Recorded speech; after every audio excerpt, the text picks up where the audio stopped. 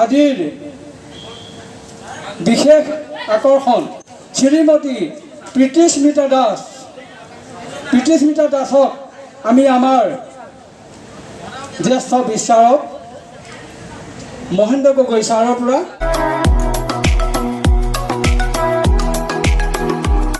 এইমাত্ৰ মই ভিডিঅ'টো খতম কৰিব লৈছিলোঁ, কিন্তু ৰ'ব মানে এইমাত্ৰ মই খতম কৰি অহাৰ পিছত ডাইৰেক্ট মই মানে সূচনাটো শুনিছোঁ, এনাউন্স কৰিছে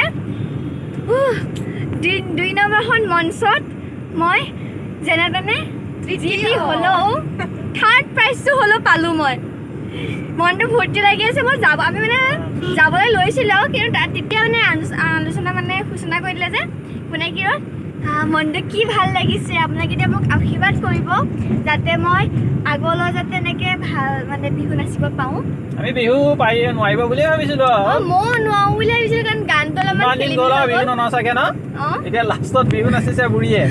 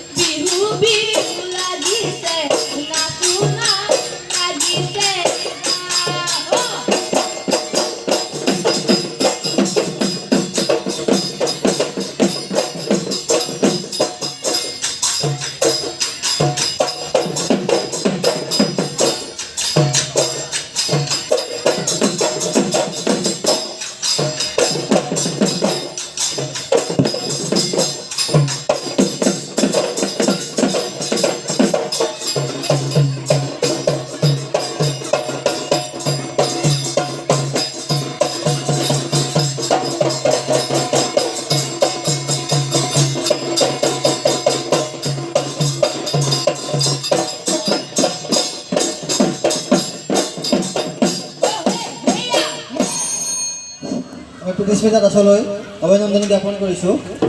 এইবাৰ আমাৰ যি মৌকৰণী প্ৰতিযোগিতা আছিলে এই মৌকৰণী প্ৰতিযোগিতাৰ তৃতীয় শ্ৰেষ্ঠ প্ৰতিযোগী আজিৰ বিশেষ আকৰ্ষণ শ্ৰীমতী প্ৰীতিস্মিতা দাস।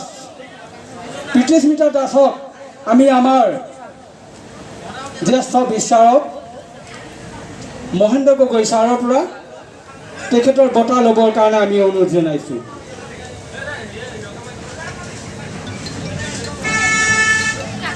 বাইদেউ হৈ গ'ল অকণ।